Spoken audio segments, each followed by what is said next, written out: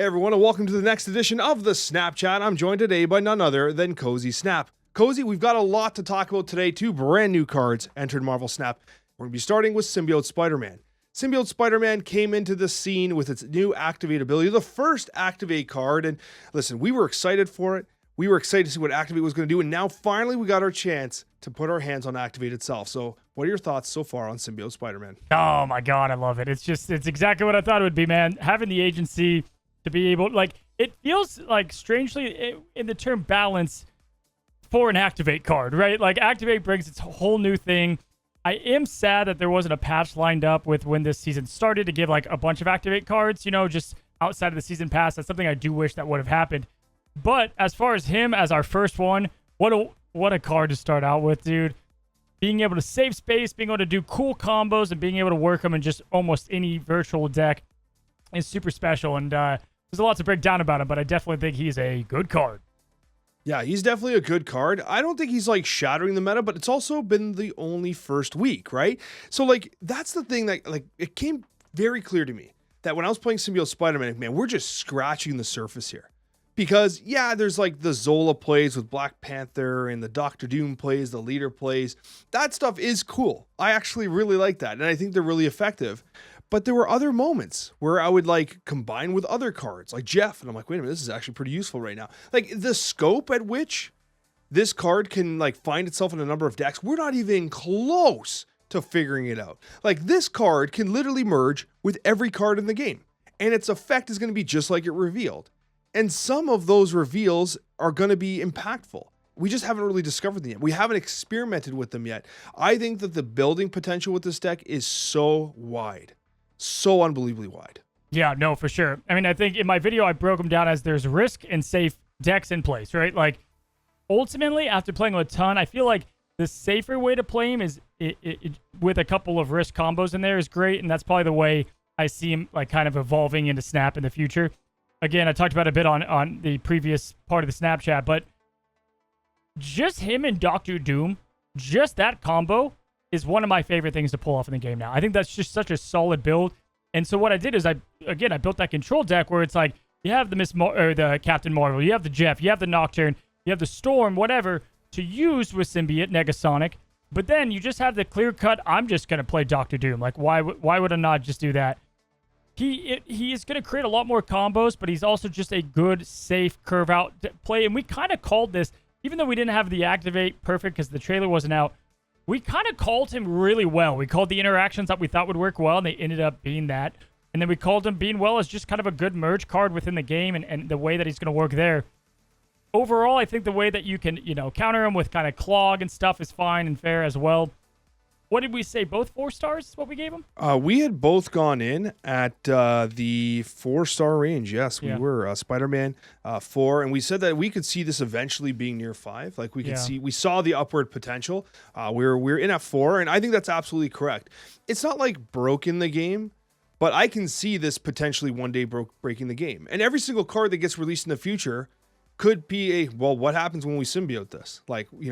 And I had this thought as well, Cozy. Tell me if I'm wrong, but does this feel, to some degree, not quite, but does this kind of feel like sometimes it's just better Wong? Yes, and or just better Odin even at times, right? Like where you don't have to do the full commit. True. Like for me, I was trying to replace Ajax because Namor, Ajax, great cards, but not everyone has them. And so I was like, you know what? What happens if I just put Spider-Woman in the deck and I have Symbiote? That just destroys the lane altogether. And the way that is the lowest cost thing works, you do have to be kind of very have a lot of foresight in the things that you're doing. But oftentimes I would rather other pieces or safer options than going with the Odin route or whatever that might be at the time. Odin's a good complement too, so it's kind of a this is a alternate route that you can take there. But yeah, I agree, man. And it is working in all these on-reveal decks that we thought it would. Surfer has been very successful with it too. I think I gave it the number 2 on the season, or Aranya, one of those two. I did him or Aranya, and I think I'm going to stay there. I think this card is here to stay. No, it definitely is here to stay, and I don't think it's overbearing. I think they did a good job balancing it. The thing that concerns me is I just don't think we're there yet. I don't think the most optimal deck for Spider-Man or Symbiote Spider-Man has been discovered yet. I don't think we're close to it yet. I think that's some of the more obvious synergistic stuff with like the Black Panther, which I'm so glad we called, by the way. It's definitely back, right? It definitely made a major comeback. I just think we're going to find ways to surprise ourselves with this card. And from a statistic standpoint, it's running a positive cube rate of 0.35, an almost 53% win rate. It's 52.5. And we have a 19% popularity. So people were definitely excited for the card. They're definitely playing the card. The statistics, while still, again, we do have some bot-based stuff still, like this is 80 plus, through infinite. So we do have some bot inflation as it's the first week. But I mean, it is performing fair. It's performing good. And that doesn't surprise me. And while we're still experimenting with a lot of unrefined decks, once we get to these really refined lists, I can see it outperforming. Currently, one of the top performing decks is a Odin-based deck that uses White Tiger, which is another great Symbiote Spider-Man target, right? Black Panther, Zola, and Odin as finishers. It even has Galactus in it, which is kind of wild. So, like, literally, it's Symbiote Spider-Man plus an entire gamut of how do you win the game? Do you want a Galactus? Do you want a White Tiger Odin? Do you want a Black Panther Zola? That has been one of my favorite places to play it because it's like you can do anything. And that's where this card excels. It reminds me of like Iron Lad, when Iron Lad was played, with the Blue Marvels of the world or in the Living Tribunal decks, because you have like an alternate that you can have here. It feels like that in that deck. Does that make sense? Like you now have this card that you can chain things off of without having to get the perfect pull, the perfect cards. You're able to get some things cooking without it. And so that's, I think that's been its role, is that Iron Lad-esque role for On Reveal. And I find that the activate ability, first of all, I think that it should be easier to activate and turn it on and off. There was one turn where I thought I activated it because I just held it down like while like the turn was expiring and it didn't like click in. It just like he just sat there and didn't reproc. I was like, oh, come on, man.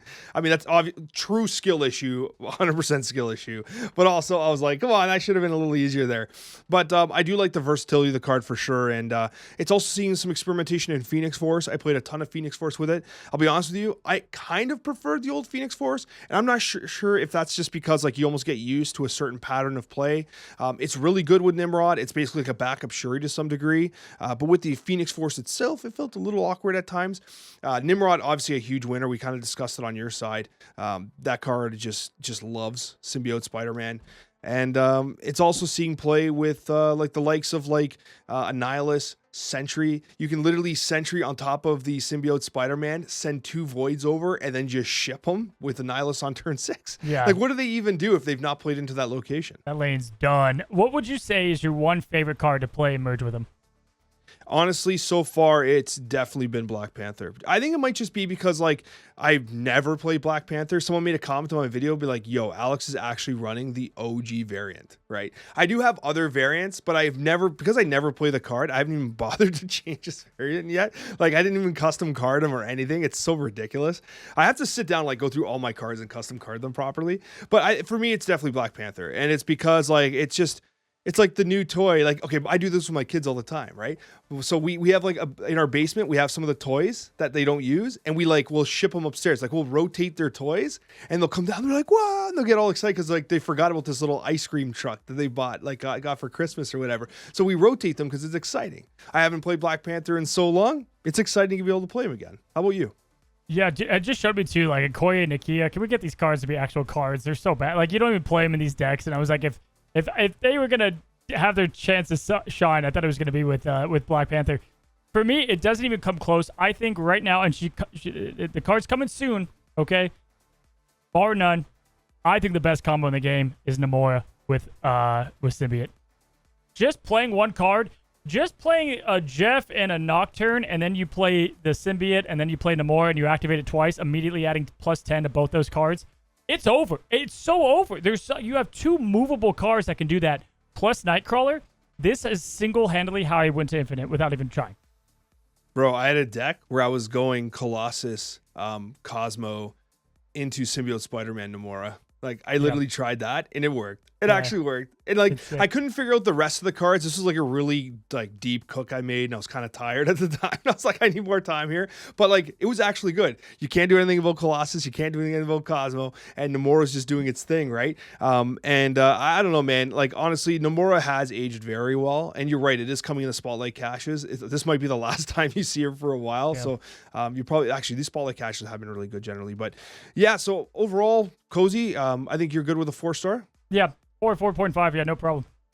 Yeah, absolutely. And the next card that's coming out is Silver Sable. Silver Sable has come out, and this was my 5-star card of the month. And listen, I got some flack for it, but Cozy, can I just take a second here just to, I'm going to just do a little flex here and there. Just so you know, Silver Sable right now is running a 56% win rate. It's feeding on bots a little bit. 0.45 cube rate and a 15% meta popularity. So 5 less popular than Symbiote Spider-Man, but a significantly higher win rate and a significantly higher cube rate. Cozy, so far, maybe I've prophesized correct. Why are you shaking your head, Cozy? This card is good, man. This is not the 5-star good. card of the month. No way, dude. I no. Hey, listen. I can give a rip about stats. You still think this is a 5-star of the month? You still think this is it? Like, this is it total? Like, I still think Scarlet Spider might actually be, like, truly a game breaker. But, like, for what it's doing in Bounce, for what it's doing in Zoo, dude, this card is good. It's really good. It is good. I will say it's good, but it's exactly what I thought. So I give it a 4, right? And I said that it's a 1 cost that doesn't have enough impact on the game. Like, the Bounce decks, it is filthy in Bounce. It is filthy in the Afflict deck, like, no question. It's a 1-3 that could be a 1-5, right? And then you bounce it, you falcon it back, and get to, like, 1-7. You could have some location stuff. I don't see. It's a force for me. It's a force. It's one of the best 1-cost cards you just don't need. Like, you don't need her. She doesn't steer the ship. Now, I will say, like, we knew she'd be good. Did you recommend people open her, like, for sure on the spotlights? Oh, that's hard to say. I think the Spotlight week as a whole is just a banger anyway. It's a great week, yeah. Oh my God. That was one of those things where, like, yeah, how do you roll for Silver Sable? Yes, because everything else is great too. Like, you know what I mean? Like, you can't lose unless you just get the tokens when you're like, right? But that's a whole other conversation. What I will say, though, is it's very niche. Symbiote Spider-Man, I felt like I could put it anywhere. I could have put it in any deck. And we were just talking about how, like, Symbiote Spider-Man, like, we're not even close to figuring it out. Silver Sable's figured out. Like, you know what I mean? It's a totally different thing. It's extremely niche if you don't play Bounce. And to some degree, if you don't play Zoo, but it's replaceable in Zoo for sure. Yeah. But in Bounce, I feel like it's going to be non-replaceable. She ended up working... my favorite in just what I thought is, like, a curve play. Like, on turn 3... Like, you know they're going to want to use whatever card that is. They're hoping they got some, combo luck. And, like, all of a sudden, Namor just gets slapped. Like, truly, Silver Sable plus the Falcon play, even just that, is a lot happening against you. Like, it can really hurt. And then the deck I did, I think I named the thing, like, make your opponent cards garbage. You've got, like, Scorpion, Cassandra Nova, Silver Sable, Symbiote to even merge. And it's like, dude, you're destroying what's in their hand and in their deck at this point. And, like, we needed something like that, or that deck needed something like this, to make it work. C3, as we called out last week too, did get a major bump up with this card. It did work out pretty well in there. She's phenomenal. I want to see, I just don't know. I don't see her aging better than Symbiote in the future, but I think she's a good card, yeah. I can feel that too, because Symbiote's going to age really well because the design landscape's so wide. And as we've said it 5 times now, like, we don't have the ideal deck yet. And I feel like Silver Sable, we're pretty damn close to having the ideal deck. Like, we don't have a design challenge around Silver Sable the way we have a design challenge around the Symbiote Spider-Man. And so I do see that ceiling potential, but I do think that Silver Sable has hit the lines that I expected. And I actually was testing a very similar deck that you described. I was doing like a high Evo deck with Silver Sable, Scorpion. I even swapped Scorpion for Grandmaster to see if that was a little cool. And yeah, it's similar to the Turn Your Head. By the way, one of my favorite titles you've ever written, the Turn Your Head to Garbage stuff. That's so funny. And that deck was slapping too. Like, they're great lists, right? Yeah. And I love how Silver Sable has that, like, that double-sided sword to it. Stealing power, turning into a 1/3, but also doing the negative power on their side as well. Overall, though, really like the card. It's being played in a number of different decks. We're seeing it being played in High Evo, which is splashing in an Ajax. We're seeing it being played with, like, an actual junk-based deck where you have, like, Doc Ock, Viper. That deck will also feature White Widow and Beast. So you have, like, these, like, clog and bounce type mechanics as well. Overall, dude, it's just been a very, very strong card, and it's niche, yeah, but I think it's going to crush. Well, and the future looks bright, too, in the regard of Toxin coming out. Having yet another way to get her back into your hand and to abuse this again is going to be wild. I truly think we're going to have in, like, November or October this, like, bounce, move, head-to-head, top-tier competitive kind of stuff going on, with Silver Sable being planted firmly in that. So, again, great card. I think, what did I say on her? I said that she is an incredible card that is just unfortunate that this month has a lot of shining stars around it. Like it's a tough month. They knew what they were doing by putting her with the best spotlights too. Because dude, you pulled nothing wrong in that. I think U.S. Agent might be one of my favorite cards in the game. I kid you not. I think he's so... People don't know how to play around that card. They just don't. And he answers and holds down a lane so well that it's like between that and Mockingbird, and then you get Sable, this great card. Overall, my advice, you guys have one day, was like, if you play bounce to any degree, like you've been in and out of bounce, you've tested, you will forever regret not getting Silver Sable. Period. In a discussion. Outside of that, I think there are other cards that can fill her role in the decks that she plays. But bounce, this is a mainstay moving forward. No, I absolutely agree, especially with this month being what it is, with a lot of potentially extreme high impact cards. You could definitely consider saving your keys if you're not a bounce player for sure. Again, it's kind of interesting to think about how, like, at a 1-3 stat line plus the 2 damage on the other side, typically it's a 1-5, but 1-3 guaranteed.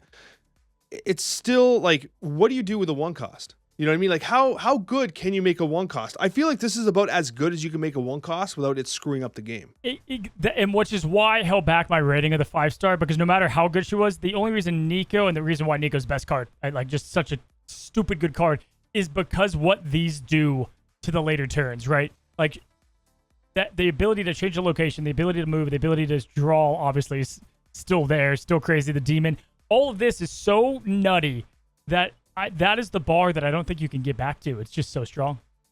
Yeah, no, I absolutely agree. So overall, I mean, we had 2 very strong releases in Symbiote Spider-Man and Silver Sable.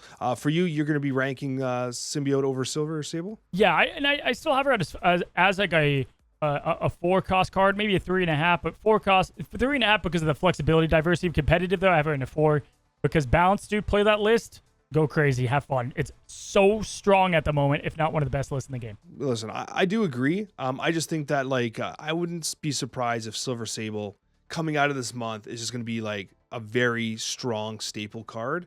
That's really like, this card probably ain't getting nerfed, and also this card absolutely slaps, right? So, and listen, a lot to be excited about this month. This is one of the most cracked months we've ever had, and to be talking to even be questioning that if Silver Sable's the best card of the month just tells you how, potentially fortunate we are as gamers this month. It reminds me of Nebula. So Nebula, if you guys remember, we rewinded back. Nebula came out with Iron Lad, correct? Was it that season she came out with in High Evo? She was the season pass card. Yeah, so I don't remember I think, which dude, I'm cards it 90% sure it was her. I think it was her, Iron Lad, Howard, but her, Iron Lad, Howard, Living Tribunal, and High Evo. Yeah. I think you're right. It's approximately right. You have May. this gift for May. remembering this. I was going to say, you're probably going to know the date. Yeah, I think it was, and like, it like, you can't say she was the best, but she is so good, right? It's just the 1 cost have their, where they can get to, and Sable is definitely a good one at that. Great, 3rd, 2nd place prize if you're trying to go for, Mockingbird or whatever. Yeah, you definitely need Mockingbird 100%, and U.S. Agent, as we've said, is probably an underappreciated card, given that it's been buffed pretty significantly. I love it. And but yeah, man, these are 2 banger cards, and you know what else are bangers? Are these combos we're going to be talking about next, Cozy. We've got a bunch of combos we're talking about. Marvel Snap's most busted combos. We're going through the gamut of a bunch of different combos that are meta-centric right now, and perhaps some combos that maybe have been forgotten about. Cozy, I'm going to start us off here because I know you're probably thinking at home right now, you're thinking, Alex, you're probably going to mention a whole bunch of, Series 5 busted-ass combos that nobody has the cards for, blah, blah. No. We're starting this conversation with an oldie, but a goodie, and that combination, my friend, is Iron Man and Mystique. And if you want to splash in a little Ravonna in there, you can do that too. But Iron Man, Mystique with Ravonna, because with Ravonna, you can literally play them on turn 6 together. What an incredible combo. No Series 5 cards, just nothing. What a variant. My gosh, Cozy. I was so pumped to know that this wasn't an ultimate variant. Like, we're talking about the nullified Iron Man. I won't ever play. There's so many good Iron Man variants, but this one I was like, I have to get this. This is great. I do prefer your ultimate, though. But I do accept this one. They're all pretty good. This one's more intense. It's more in your face. Like it literally derailed the conversation on the Snapchat. That's how like in your face it is, right? But yeah, Iron Man Mystique. I think this is a combination that's honestly, it's incredible. You're adding double power in 2 locations. You can do it on turn 6 with Ravonna. If you're doing on Mr. Negative, they're inverted in their power. There's no card in Marvel Snap stronger power-wise than an inverted Iron Man from Mr. Negative. It's just an insane combo. Yeah, and to keep it simple, I mean, I'll just kind of go off this with another kind of simple combo that's in the same department of like just powerful. People complain about Sandman a ton. Shuri eats Sandman's lunch. Complete lunch. Absolutely. And the tried and true combo, like, yes, Taskmaster, you know, him going to 6 has complicated things a bit. Just playing a card into Shuri and slapping with the Taskmaster, if we're just talking easy, basic, old reliables, like, guys, just don't forget it. It's still as good as it has ever been. There's no question that Shuri, Red Skull, Taskmaster style plays, they're kind of underappreciated. I think that that deck is definitely been hurt by the fact that Taskmaster's a 6 cost, because part of the allure was sneaking in that Ebony Maw, right, on turn 6 after you'd played Sauron, which is so unfortunate. Like that deck is already kind of dead to some degree. Or the She-Hulk, yeah, She-Hulk as well. Yes, the She-Hulk too, right? But the She-Hulk was awesome because you could dodge Shongers, right? Yeah. Because they would be like, oh, and then they swing and a miss, and you drop the She-Hulk into the Taskmaster, which can't be done anymore. It's so sad, Coz, that changed the Taskmaster for this particular deck, at least. Yeah, and I want to roll off that one too. One combo I've been playing a lot again that people just like, it kind of like makes its way out, and I know you love this. Dude, tried and true, I'll throw in a third card in here, even though you don't need it. Playing down a Psylocke on 4, and then skipping all of turn 5 and having a She-Hulk Infinite to slam on 6, or just playing it with Magic, is one of the most tried and true. Sunspot, She-Hulk, Infinite, guys, I still think is such a freaking good combo in the game. Red Hulk has gone down a tad in his overall popularity too. One of the most tried and true that are unlocked, like what, pool 2, man, that is still, pretty rock solid. Yeah, it's one of those things. I had this thought about like She-Nod and Infinite, and it's like, I don't know if it must be power creep to some extent. That's kind of pushed those combination plays out of the game a bit, because like even at a 20 power Infinite, like the price is somewhat too high to pay. But if you can get really fancy with what you just described, right? The Psylocke playing to the skip into the slam, those are like snap conditions. Like you snap those, your opponent's like, what's even happening here? And then like boom, boom, boom. And they just like, great. Like, I guess I'm retreating. You know what I mean? And so I like that. Those are like high equity cube plays, which you don't often see elsewhere. Another combination I want to talk about here, and we're going fast because there's really just so many of them. And this is one that I think is really making a big comeback. It did require a buff, but Sandman and Ultron, okay? Especially when you consider Patriot coming down on 3 now. We're starting to see decks where we're playing Patriot on 3, Sandman on 5, and then you play your Ultron. Like, this is an incredible amount of power output. I'm kind of worried that Ultron's going to get brought back down. The drones are going to become 1/1s, or Ultron gets moved to a 6/6. I can see that happening, to be honest with you, instead of him being a 6/8 turned into a 6/6. And I would be sad because I feel like Ultron's in a cool spot. I don't feel like Ultron's the problem, and I feel like he's doing what he's supposed to do. I wonder about Sandman sometimes, but that combination is legit insane right now, and it's still putting up incredible cube equity. And just in case you're new or you just always forget, just a couple like fired off combos. Obviously, we have the Korg Rockslide Darkhawk, Staple Core Shell, throw in Black Widow in there. You could throw in obviously White Widow too, doing her thing. But on top of that, you've got the Hood, the Sentry, the Annihilus play, classic 3-part combo too. These 3-part combos are these kind of like packages, is kind of the new era of combos, if you will. The Kitty Pryde, the Hope Summers. You can go with that with Athena too. So like you've got these little mini packages outside that aren't combos, but that are kind of packages that work into combos, if you will. Yeah, and I think that like the package design of Marvel Snap is an important consideration. I often get asked, hey Alex, like you guys brew a lot of decks. How do you do that? I always talk about backwards design. I always start with my win condition and then build the win condition from the ground up. And I'm often incorporating different packages and seeing how different packages of cards can go together. And you're absolutely right. Like that is a core consideration. And sometimes buffs and changes can change what those packages look like. For instance, the change to Moon Knight modified what a Stature Black Bull package looks like. And that's cool. You like to see that, right? You like to see that modification happening. So yeah, there's a lot of combo-centric packages out there that are awesome. And one that I want to also bring up is one of the highest statted packages in the game. In terms of pure point slamming, very few decks can compete with Iron Man, Onslaught, and Tribunal. These are cards that, like, when played in tandem with each other, just truly put up an incredible amount of wide power. If you don't have Rogue, if you don't have Enchantress, if you don't have a means to really deal with that, and it's unlikely you can go vertical enough because you're often going over 30 power here, you're probably just done. Like, this is one of the best point slam decks in the game and has been for a while. I mean, Ongoing has just always had this benefit of being low power with high crazy potential, that if they don't have the answer to it, it's over. Like Super Scroll, Enchantress, Rogue, they're not ran like crazy, and so you're able to just get away, and they can do nothing.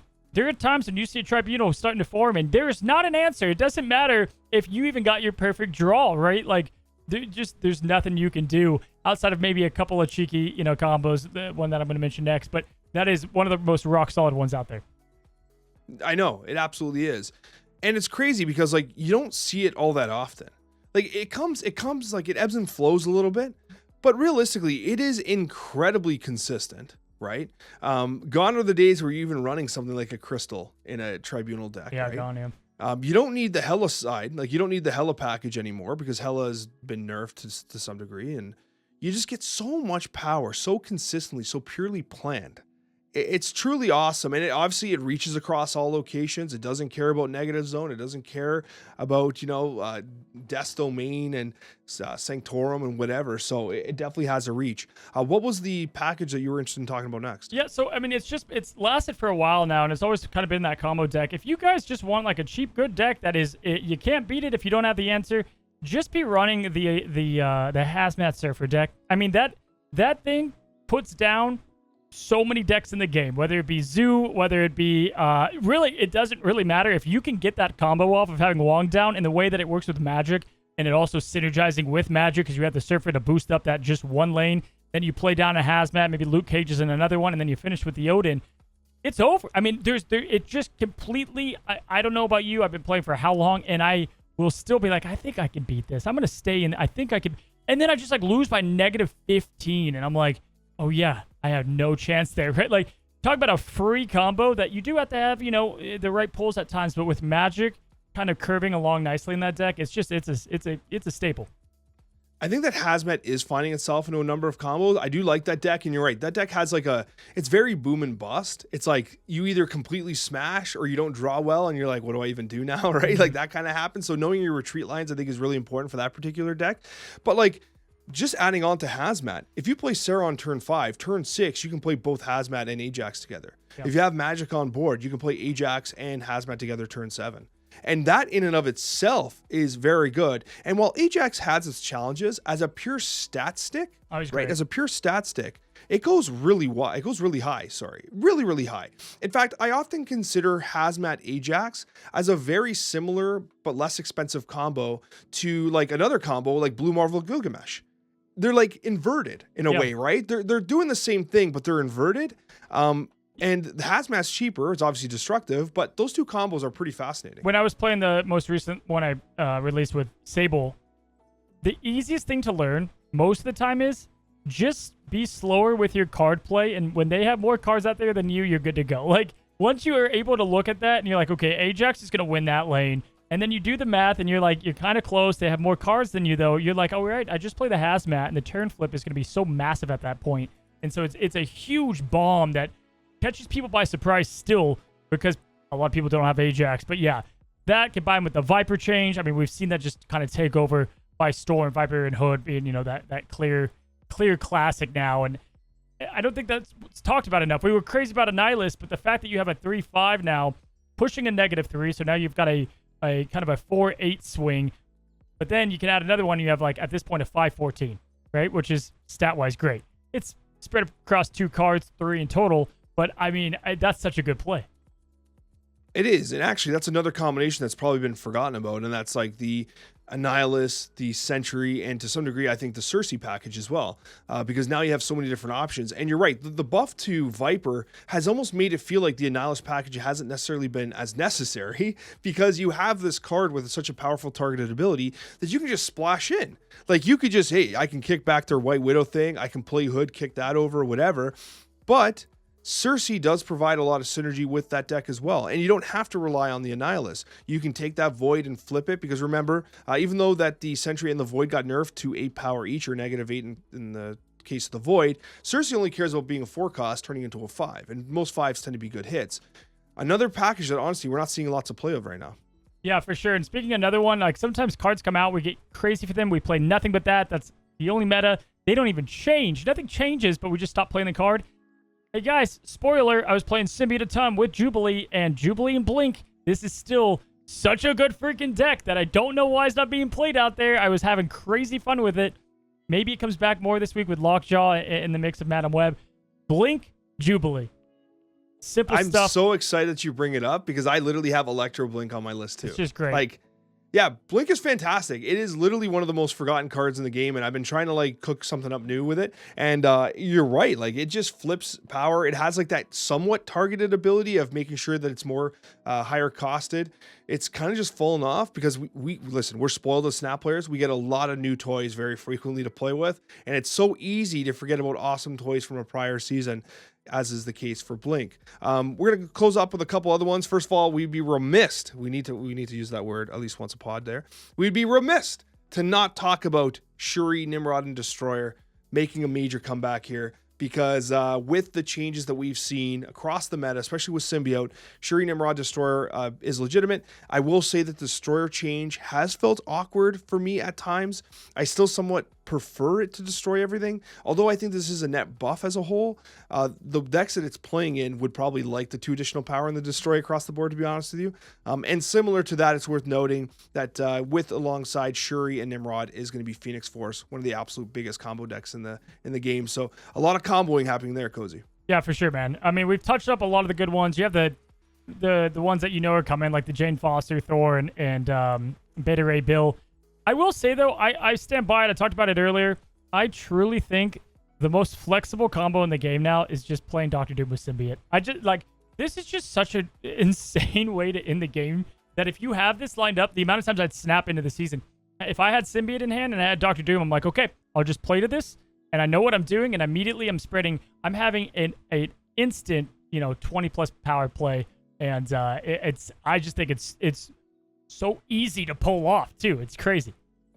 It made me wonder, is there a reason to ever do Electro, Doom, Odin anymore? Or is it just easier and more reliable to play Symbiote into, Doom on 6? Yeah, I mean, it's just losing.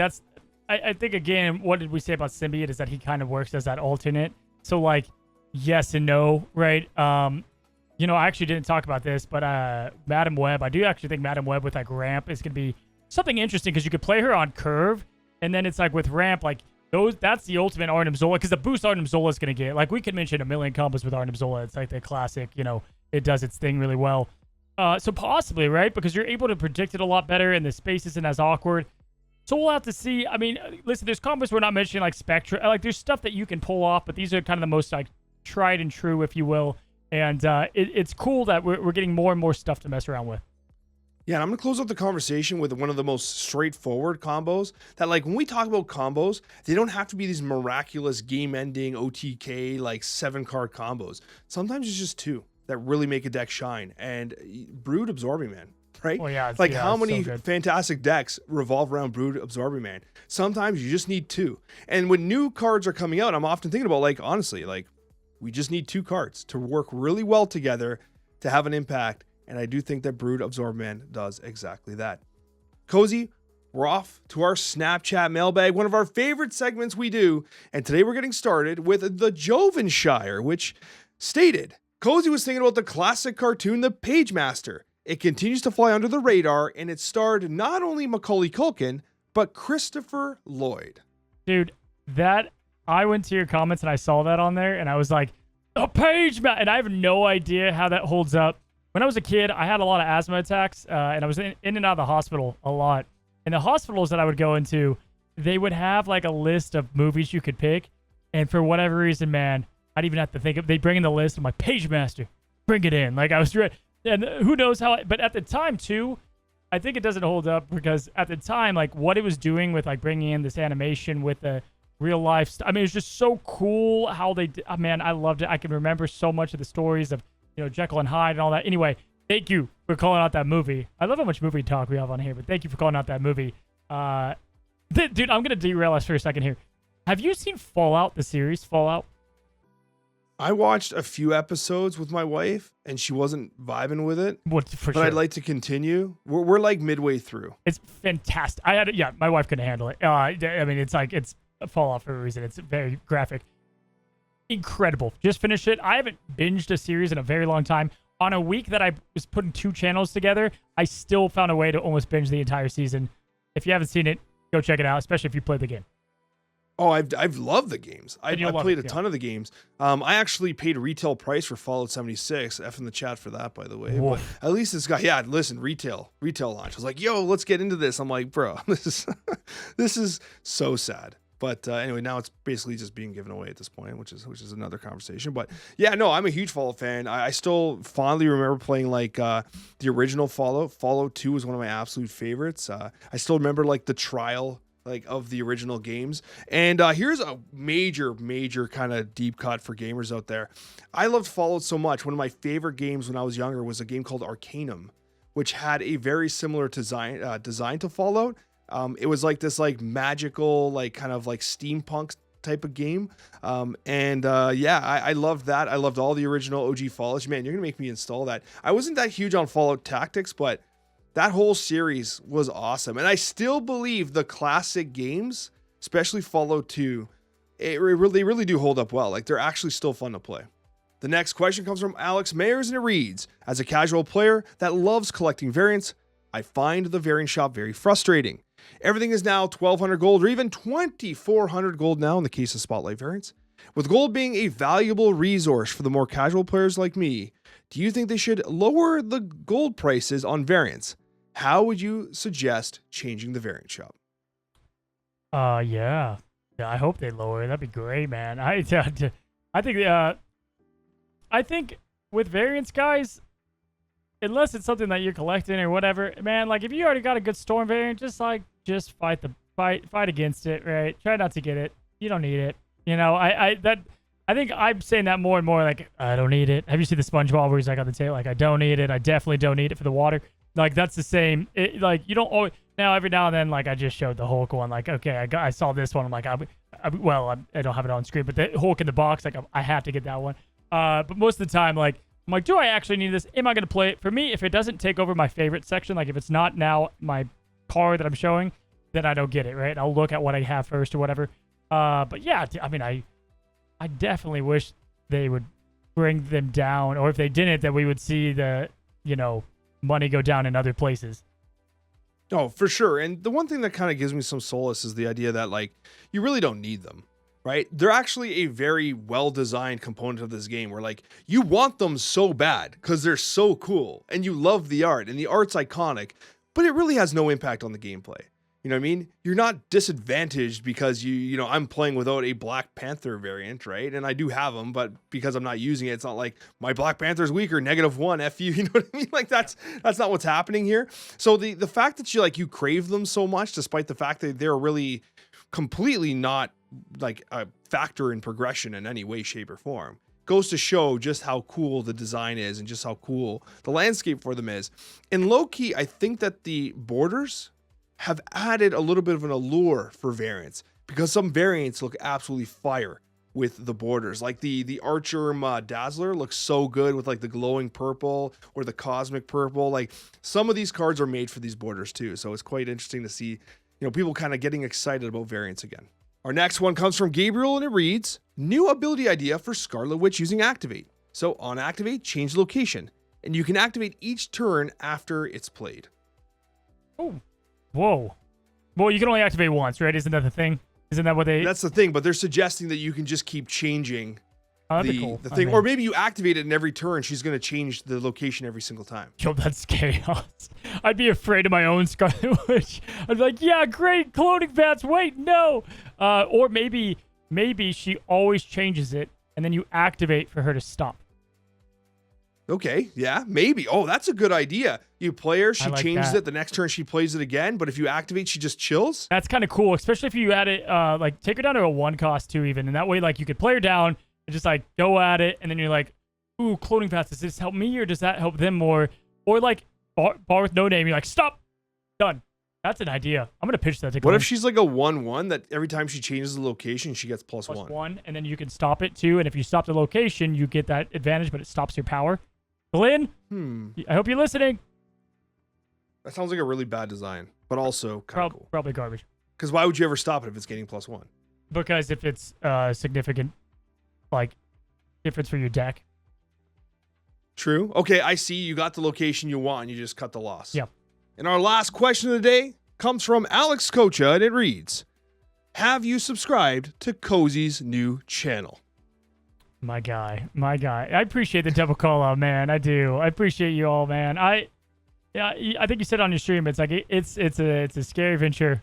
It's a scary venture, but it's a lot of fun, and it's so easy to do when it's just like a passion project and you're not caught up with it. A lot of reasons people make second channels is because like they want to make more videos, but they're like, oh, I don't want to like piss off my audience or whatever it is, right? And so like, and I just uploaded this. I'm like, I like it.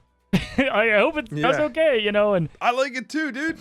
Appreciate it, man. And hopefully, you know, the goal is for it to go past Snap and continue to go down the Marvel pipeline. And if you're not subscribed to a Cozy TV, I've got great news. It's in the description and down below. You will find the link. Definitely hit that sub button, ring the bell while you're there. Support our boy, and we'll see you on the next Snapchat episode.